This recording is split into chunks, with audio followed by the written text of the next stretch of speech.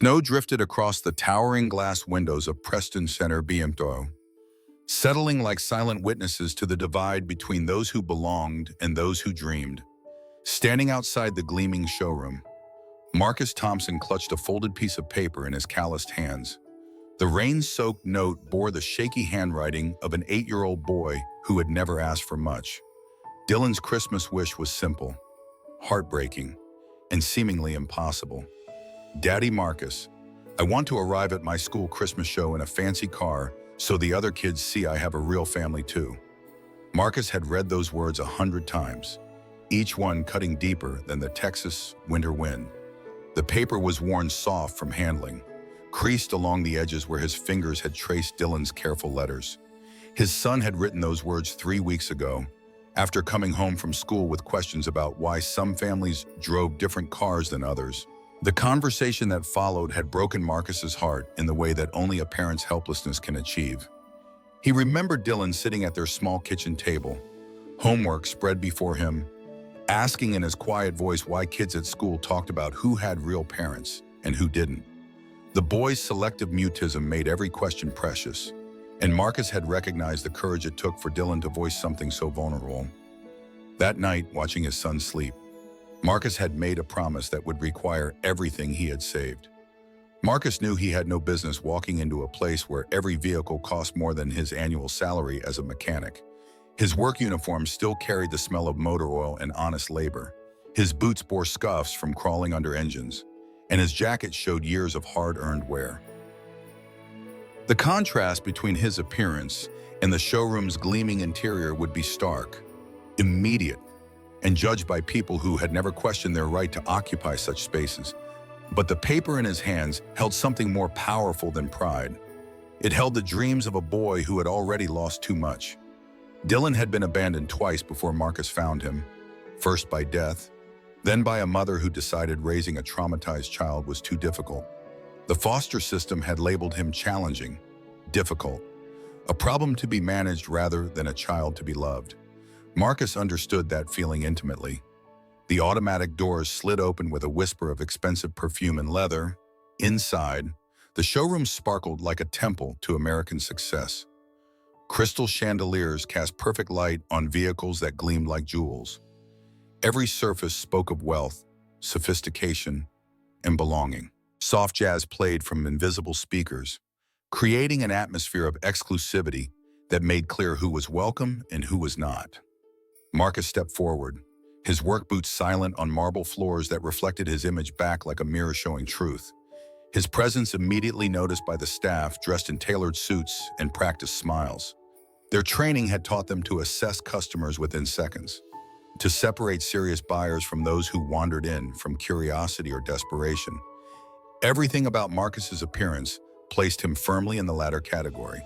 Their eyes followed him like security cameras tracking a threat.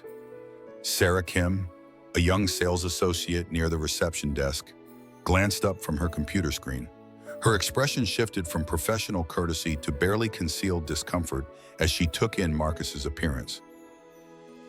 Behind her, Brandon Mitchell, the sales manager, straightened his tie with the confidence of a man who had never questioned his place in the world. The whispers began almost immediately, soft comments that carried across polished, oily marble floors like cruel secrets. Someone covered their mouth to hide a grin. Another associate nudged his colleague, sharing a joke that made both men look at Marcus with thinly veiled amusement. The weight of their judgment pressed down on his shoulders, familiar as an old scar that ached in cold weather. But Marcus had survived worse than their laughter. He had survived military discharge under policies that said his love was shameful. He had survived homelessness in the streets of Austin after coming out. He had survived watching Dylan curl up on a foster care cot, invisible to the world. Their mockery was just another obstacle between him and his son's happiness. And he had learned long ago that obstacles were meant to be overcome, not surrendered to. If you believe every child deserves to feel special, if you believe love can overcome judgment, like this story and subscribe to Heart Stories. Your support helps us share more real stories about families who refuse to give up on each other. The memories hit Marcus like they always did when he faced confrontation. Sudden, sharp, Unavoidable. He was 19 again, standing in a sterile military office as his commanding officer read the charges. Conduct unbecoming, homosexual activity, discharge under don't ask, don't tell. The words had echoed in that room like a death sentence to everything he thought he was building. The investigation had been swift and merciless. Someone had reported seeing Marcus with another soldier off base, sharing what they described as inappropriate contact. No consideration for his service record, his mechanical expertise that kept their unit's vehicles operational in impossible conditions, or his dedication to country over personal comfort. His identity as a gay man overshadowed everything else he had contributed or could offer. He remembered packing his belongings into a duffel bag, while fellow soldiers he had considered brothers looked away. No one said goodbye. No one acknowledged the 3 years he had dedicated to serving his country, or the late nights he spent ensuring their equipment wouldn't fail them in critical moments. He simply ceased to exist in their world the moment his truth became known. The silence hurt more than open hostility would have. The discharge papers stamped his military service as less than honorable, a designation that would follow him into civilian life like a scarlet letter. Employers saw the military notation and asked careful questions. VA benefits were limited. Educational opportunities disappeared. The country he had served decided his love disqualified him from the respect typically afforded to veterans. The streets of Austin had been unforgiving to a discharged gay veteran with no family and nowhere to go. Marcus learned to sleep in shelters when space allowed, under bridges when it didn't. He learned to fix cars for cash in back alley garages where no one asked questions about his military service or personal life. Slowly, painfully, he built a reputation based on skill rather than identity. His hands could diagnose engine problems that stumped trained mechanics, a talent that eventually earned grudging respect from shop owners willing to overlook his personal history. But the real turning point came 3 years ago at the Texas Department of Family and Protective Services office. He was there to inquire about becoming a foster parent, driven by memories of his own childhood bouncing between uncaring homes. The caseworker had been skeptical. Single men, especially gay men, faced additional scrutiny in Texas. Their concerns about his fitness to parent were barely disguised behind professional language about proper home environments and traditional family structures. That's when he met Dylan Rodriguez Thompson, a 5-year-old boy with enormous brown eyes and a silence that spoke volumes about broken trust. The child sat in the corner of the waiting area, carefully observing everything while revealing nothing. His case file painted a picture of tragedy that began before birth. Father dead in an industrial accident, mother overwhelmed by grief and single parenthood, eventually abandoning him to state care when his trauma-induced behaviors became too difficult to manage. Dylan had been labeled difficult by multiple placement agencies. His selective mutism frustrated families who wanted easy children to complete their perfect pictures. His mixed heritage, Latino father and white mother, made him hard to place in a state where racial preference still whispered through adoption processes. 3 previous placements had failed when families decided his emotional needs required more patience than they possessed. But Marcus saw something else in that quiet boy. He saw himself, abandoned, misunderstood, waiting for someone to choose him not despite his differences, but because of his worth. When Marcus sat beside Dylan in that waiting room and began talking about cars, engines, and how broken things could be fixed, something shifted in the boy's careful observation. For the first time, someone spoke to him about problems being solvable rather than insurmountable. The first months had been challenging in ways that stretched both of them. Dylan rarely spoke, communicating through drawings and careful observations. He had nightmares about abandonment, tested boundaries to see if Marcus would disappear like other adults had, and struggled with trusting that this placement might be different. But in Marcus's small apartment above the garage where he worked, something beautiful began to grow between a man who understood rejection and a boy who had never experienced unconditional acceptance. Trust came in small moments. Dylan's first word to Marcus wasn't daddy, but wrench, pointing to a tool during one of their weekend car repair sessions. The boy showed an intuitive understanding of engines that reminded Marcus of his own childhood fascination with how things worked. They built their relationship around shared tasks, quiet understanding, and the unspoken knowledge that they had both survived abandonment and found each other precisely when they needed someone who understood. Brandon Mitchell had built his career on reading people within seconds of their arrival.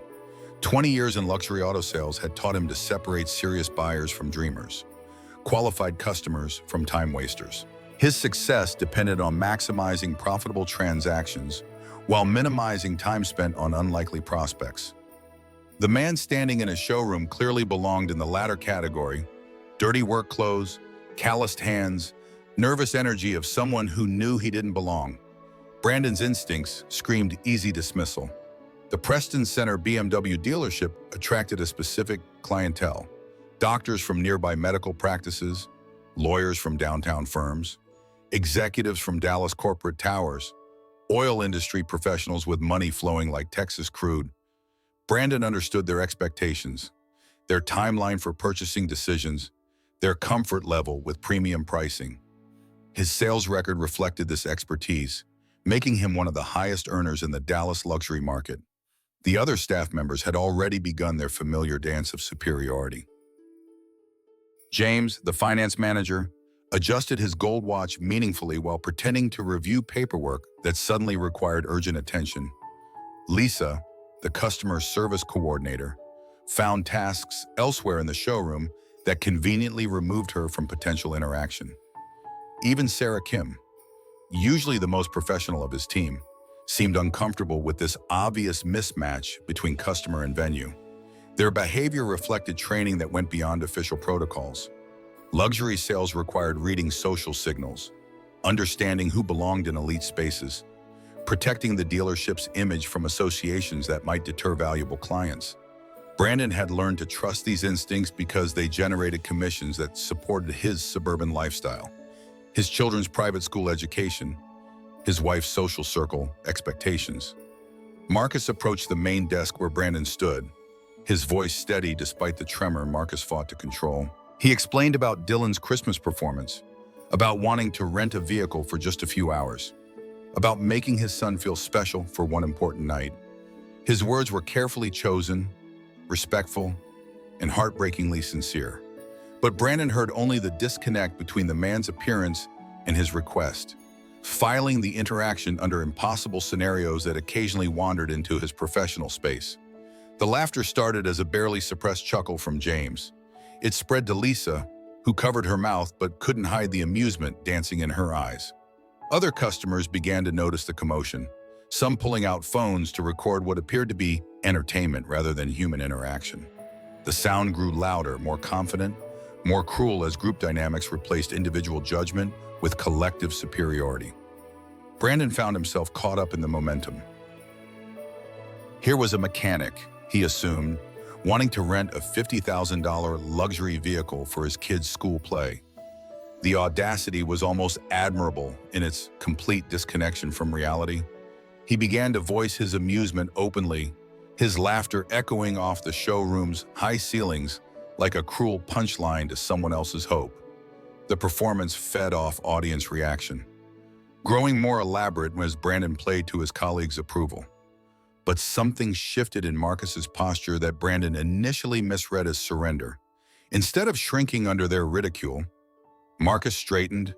Instead of apologizing for his presence, he reached for the worn backpack that had accompanied him through military service, homelessness, and years of invisible labor.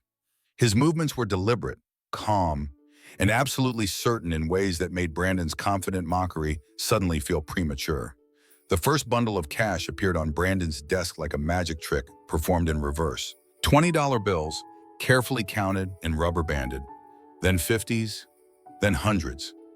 Each bundle represented months of sacrifice that Brandon's comfortable life couldn't comprehend.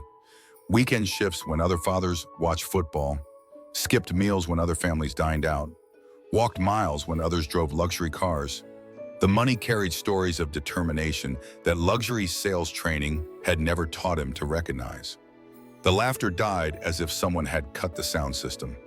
James's gold watch suddenly felt heavy on his wrist, a symbol of comfort he had never earned through sacrifice. Lisa stopped pretending to organize her desk. her entertainment evaporating as she realized she had been mocking something sacred. Sarah Kim's eyes widened as she realized she was witnessing something profound rather than pathetic. Her professional discomfort transforming into personal shame. Customers who had been recording deleted videos that no longer seemed amusing. The scene had shifted from comedy to revelation, and no one wanted evidence of their participation in humiliating a father's love. The showroom's atmosphere changed completely as money continued appearing, each bundle forcing recalculation of assumptions that had seemed obvious moments before. Brandon's trained ability to assess financial qualification crumbled as the pile of cash grew. This wasn't credit card debt or financing application. This was liquid assets, the kind of money that talked louder than appearances or assumptions. But more than that, it was evidence of something Brandon had never possessed despite his professional success, the willingness to sacrifice everything for someone else's happiness without expectation of recognition or reward. Sarah Kim had been watching the entire scene unfold with growing discomfort that felt familiar to her bones. As a first-generation Korean American, she understood what it meant to walk into spaces where your presence was questioned before you even spoke. She had experienced the subtle dismissals, the assumptions about belonging, the way people's eyes lingered just long enough to communicate that you were different, foreign, somehow less deserving of automatic respect. Her own family's immigration story included moments like this. Her father arriving in Texas with engineering credentials that American employers didn't recognize, forced to work in convenience stores and gas stations while studying English and preparing for certification exams. Her mother cleaning office buildings at night while attending community college during the day, building toward a nursing degree that would eventually provide stability their family had never known. Sarah remembered accompanying her parents to banks, car dealerships, school meetings where their accented English and unfamiliar names created immediate barriers. She had watched authority figures speak louder and slower, assuming comprehension problems where none existed. She had seen professionals dismiss her parents' intelligence because their communication style differed from expected norms. Those experiences taught her to recognize discrimination in its many subtle forms. But this situation cut deeper than cultural discomfort. This was about witnessing a father's love being mocked for entertainment, and her colleague's reaction revealed something ugly about the environment she had been trying to navigate as a new employee. The BMW dealership represented her first position after graduating with a business degree, a foothold in professional sales that she hoped would lead to management opportunities. When Marcus began pulling cash from his backpack, Sarah felt recognition that went beyond professional obligation. Her own father had worked 18-hour days in that corner grocery store, saving every penny for his children's education. She remembered him counting bills on their kitchen table, his hands rough from manual labor, but his eyes bright with purpose. That same determined love now sat in bundles on Brandon's desk, and her colleagues' sudden scramble to provide service they should have offered immediately made her stomach turn. The transformation happening around her revealed character traits in people she worked with daily. Brandon's confident mockery became desperate professionalism as he realized the financial opportunity he had nearly lost through prejudice. His attempts at recovery only highlighted how deeply he had misjudged the situation, exposing him as someone who valued money over human dignity but lacked the wisdom to recognize either when they appeared together. James and Lisa's embarrassment manifested as busy work, sudden tasks that allowed them to avoid direct participation in damage control while remaining close enough to benefit from any successful transaction. Their behavior reminded Sarah of school situations where bullies became bystanders when their targets proved capable of defending themselves. The cowardice was more disappointing than the initial cruelty. Sarah made a decision that surprised even her. Instead of remaining safely silent like she had during previous uncomfortable moments, she stepped forward, her voice cut through Brandon's nervous sales pitch with quiet authority that commanded attention. She addressed Marcus directly, acknowledging the disrespect he had experienced and offering to personally handle his needs with the dignity he deserved from the beginning. Her intervention created a moment of reckoning that went beyond individual transactions. The other staff members were forced to confront their behavior not just as poor customer service, but as participation in systemic discrimination that had real consequences for real people. Some looked genuinely ashamed, recognizing themselves in a mirror they didn't like. Others seemed more concerned with potential professional ramifications than moral implications, calculating how this incident might affect their employment or commissions. Marcus listened to Sarah's apology and offered with the patience of someone who had experienced both cruelty and genuine kindness. He didn't demand explanations or express anger about their treatment, recognizing that her gesture represented personal courage rather than corporate policy. Instead, he focused on his original goal, securing a vehicle that would make Dylan feel special on Christmas performance night. His grace under pressure revealed character that none of his critics possessed.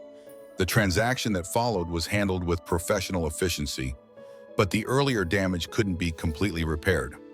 Other customers had witnessed the entire exchange, some recording portions that would later appear on social media with commentary about class discrimination and corporate culture.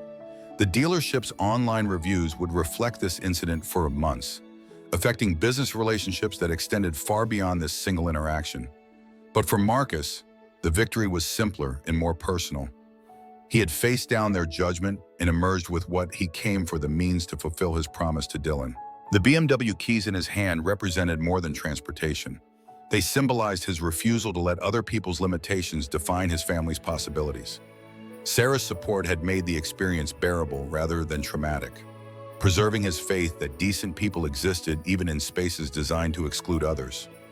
The morning of Dylan's Christmas performance arrived crisp and clear, with the kind of Texas winter sunshine that made promises seem possible.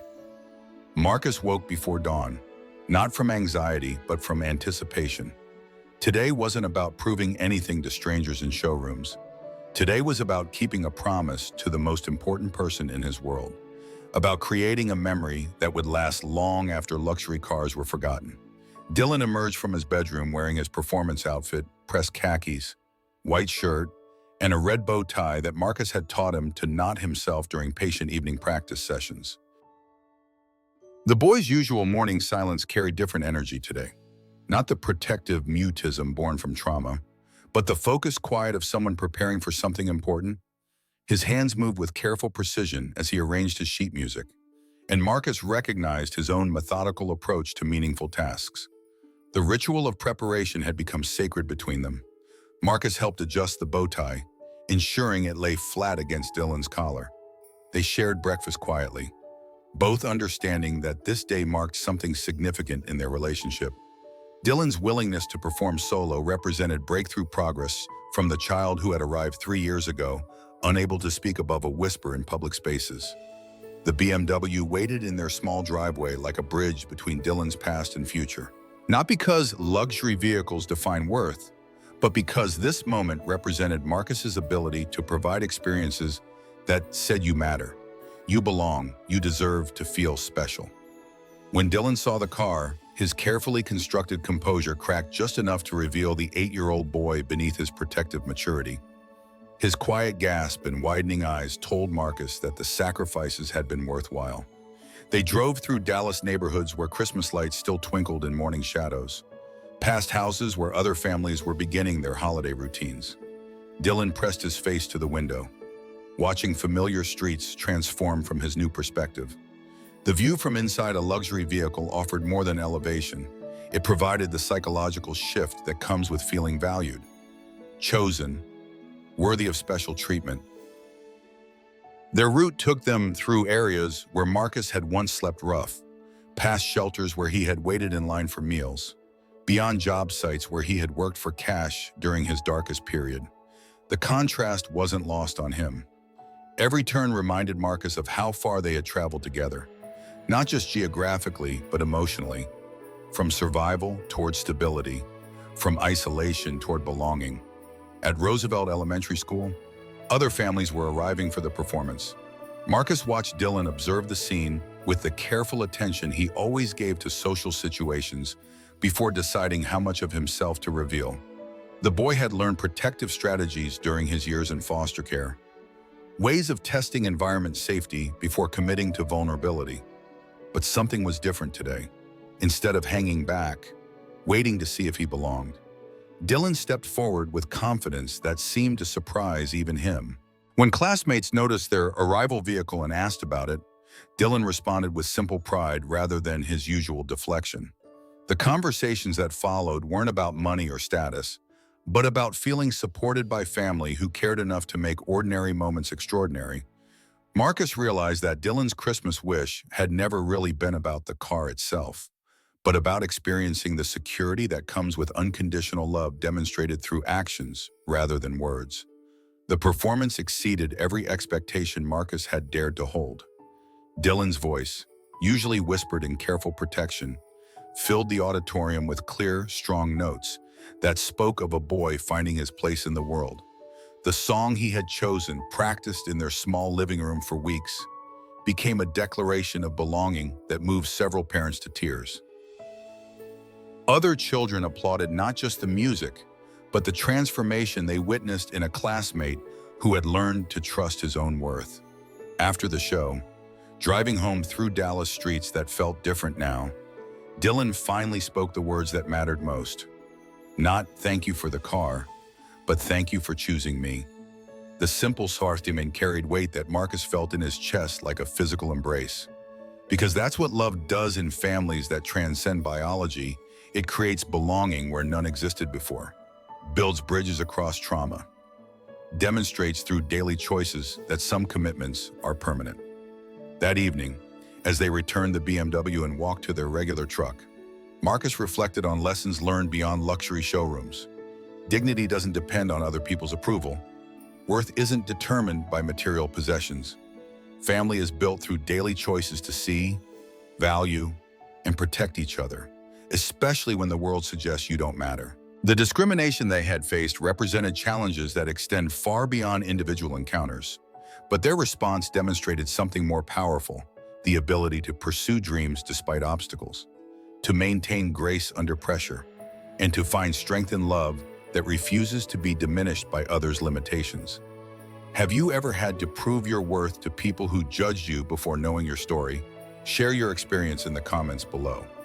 If Marcus and Dylan's journey touched your heart, like this video and subscribe to Heart Stories for more real stories about families who choose love over fear, courage over comfort, and hope over circumstance.